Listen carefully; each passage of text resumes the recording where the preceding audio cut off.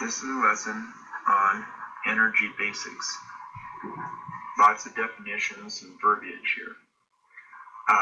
Energy is the ability to do work or produce heat. If you're doing work, you're moving an object through a distance. You're exerting a force over a distance. That's work. Producing heat, talked about that last year, the transfer of energy from high-low temperatures. Law of conservation of energy.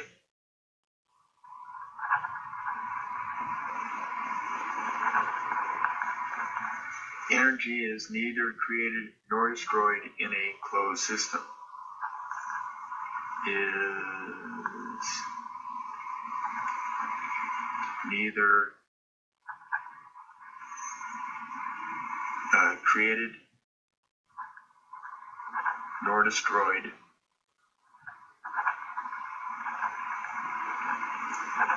in a closed system.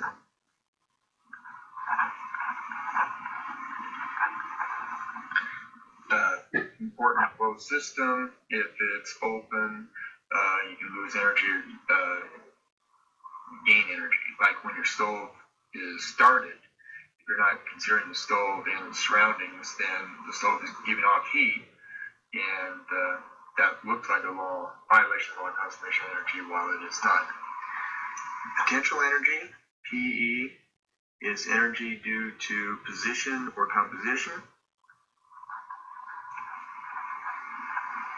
Composition is what we do in chemistry, because it's how it's made up is going to give you that. Kinetic energy is the energy due to motion, and in chemistry, the motion we're talking about usually is the motion of the particles, which is defined as temperature. So it's the motion, or heat, sorry, not temperature, heat. So kinetic energy is motion or heat. Potential energy is position or composition. In chemistry, composition and heat take precedence. Energy can be converted in between forms. So energy, the form of energy can be converted.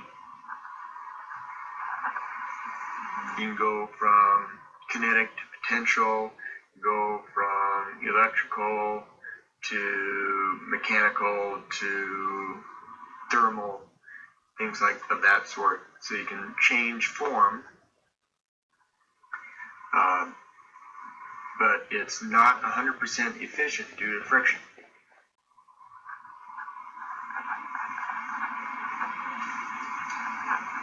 If it was 100% efficient, you'd have perpetual motion. Things would never stop. You start your car up and start going, and you never have to stop or add any gas or do anything. It just keeps going. So it's not 100% efficient because of friction. Heat, and this is a common one, I already slipped up on it. Heat does not mean the same thing as temperature. Heat is the total amount of energy. Temperature is the average amount of energy. So they are different. And I already explained work. Work is exerting a force, usually on an object. It doesn't have to be an object, through a distance.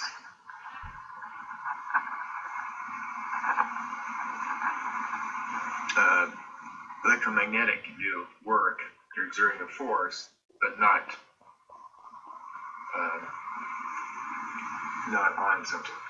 Okay? So force through a distance. If I'm pushing against the wall and the wall doesn't move, technically I'm not doing any work. If I push a brick across the floor, then I am doing work. That's the definition of work. State function. And this is important. Sometimes it's I call it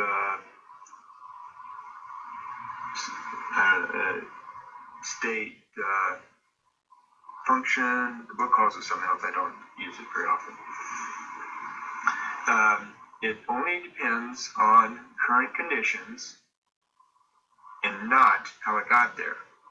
So your initial to final conditions is only what matters, not how you got there. There. This is like going to school in the morning. You get out of your house and you go to school. As long as you start your house in the morning and end up in school before late bell, it doesn't matter how you go there. You go straight by the quickest route. That's a state function. You can go do some daylight donuts and come to school. As long as you start, it doesn't matter that you go to daylight donuts or not. You can go to the gym before you go, like Riverfront. You can go from home to the gym, do some work, and then go back to school. So it just matters that you start at home and end up at school. This is a state function. The pathway is irrelevant. The pathway is irrelevant. And this is used quite frequently in thermodynamics, which is energy, chemical energy.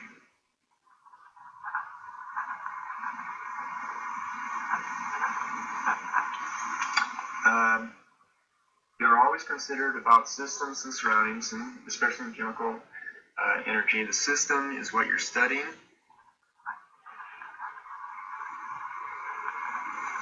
Is what is defined, what is under study. The surroundings is everything else.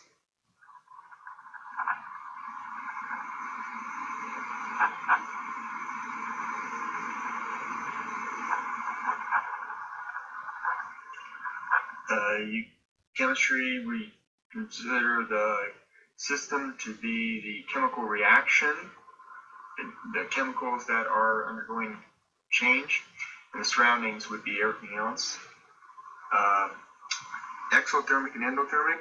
Exo produces heat, exits. Heat exits, heat leaves. Endothermic would be the opposite. Heat enters.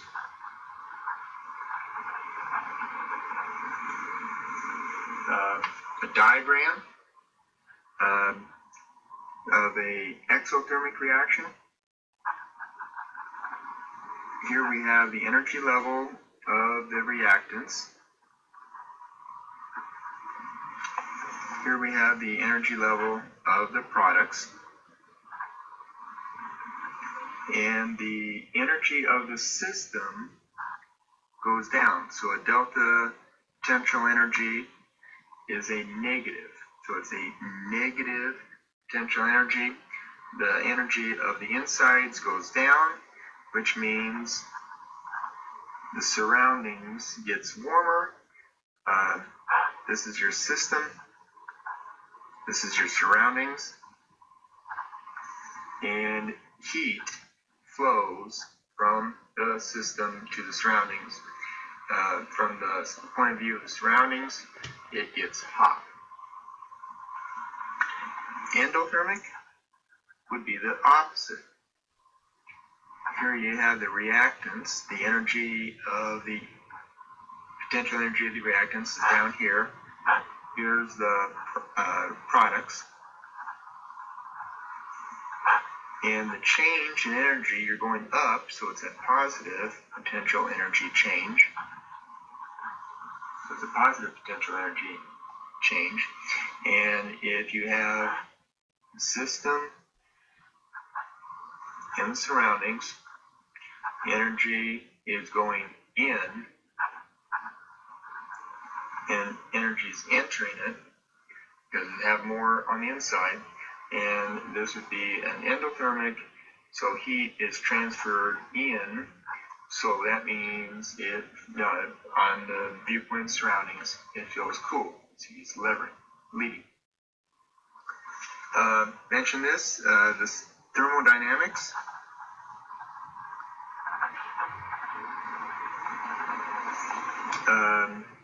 Is the study of energy.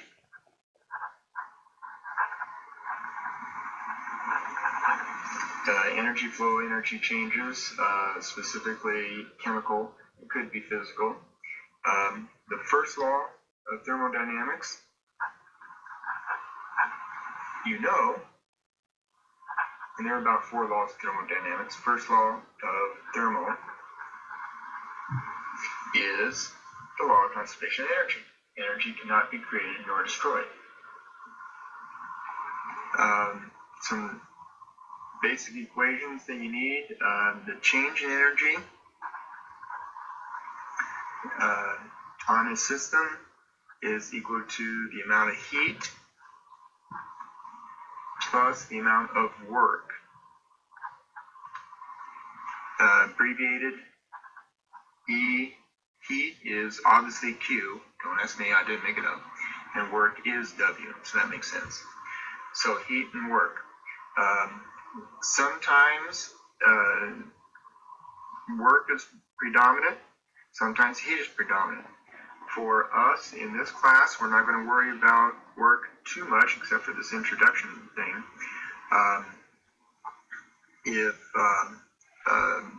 Usually, well, we'll talk to that a little bit later. Don't want to jump ahead of myself. If it's a negative delta E, that means it's an exothermic. By definition, it doesn't have to be negative for anything. It could have been a positive. If it's a positive delta E, that means it's endothermic. And this is for everybody, but this depends upon your point of view. The point of view of this is everybody except for engineers. Engineers are more concerned with how much energy you can get out of a system rather than the change of the system. So engineers will switch the delta E. Slip the pen. Engineers will switch the signs around because they're more interested in like engines and trying to get energy out of a system. So that's because they're looking at the surroundings more than the system. In chemical work, in chemistry,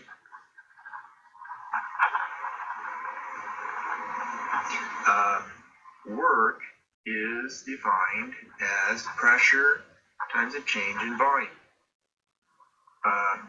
Expansion or compression of gas. We're not throwing things or moving things. So work, the only thing that really moves for us would be if you consider like a cylinder. If the plunger moves up or down, then that would show an object having a force through a distance. In other words, motion. So expansion or compression. Compression of a gas. So when we do the work, we're worrying about a gas. Expanding gas does work on surroundings. It's pushing back, pushing out. So if you have an expanding gas, work is being done on the surroundings. So that would be, so the work would be a negative P delta V. And then if it's contracting gas, compressing of gas, then it would be a positive P delta V. So if it's expanding, it's negative. If it's compressing, it'd be a positive P delta V. And this delta V, because of the signs are there, we're going to have to worry about it like physicists do. It's always final minus the initial.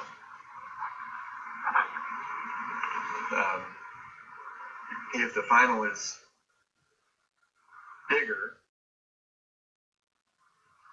than the initial,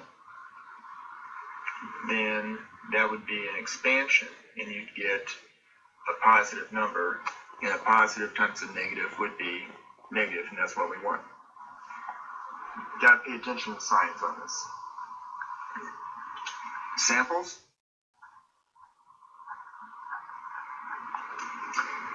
You have an exothermic reaction of 15 kilojoules that does a work on a system.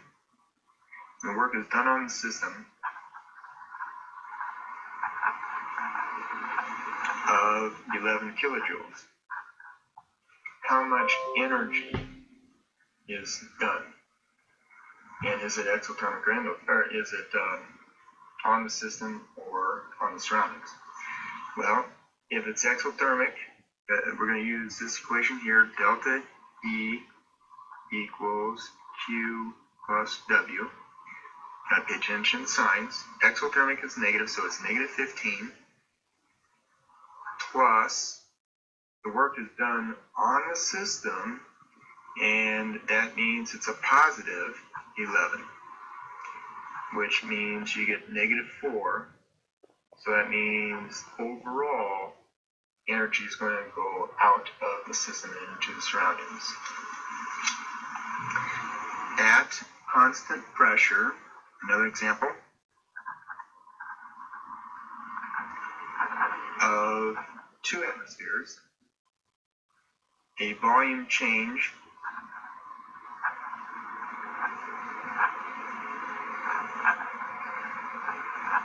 from 50 liters to 30 liters. How much work is done on that system? The volume is going down, so you're compressing it. So it's compressing. You're going to use the plus POV.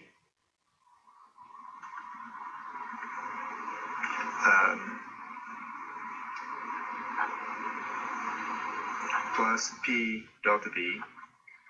The pressure is 2. So work is that times the change in volume, which is 20, which will give you positive 40 kilojoules. Okay?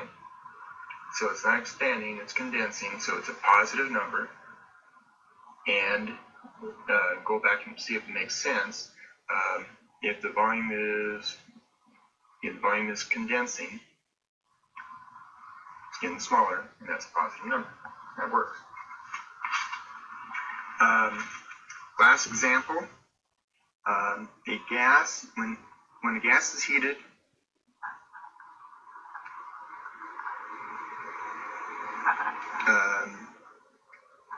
heated, 400 kilojoules of energy is added, and then expands from 20 liters to 60 liters at constant pressure of 1.2 atmospheres. How much energy is done on the system or done on the surroundings? Heat is added, so it's a negative. So this is your delta E equals Q plus P delta V. Q is negative 400 exothermic at energy is added, plus constant pressure of 1.2 atmospheres, and the change of pressure is going from 20 to 60, So initial minus final, or final minus initial, final minus initial is 40. So you multiply that together and you get negative 400 plus 40, let's see, it's expanding, so it's negative, sorry. So it's a negative P delta V, 48, and that is a negative 352 kilojoules. Okay? So it's always, it must be initial minus final. I must change that around. Just make sure. So it is initial minus final to make the signs work if you're using the negative and positive sign when you're knowing it's compressed or expanded. So it's initial minus final. Sorry about that. That concludes this lesson on energy basics.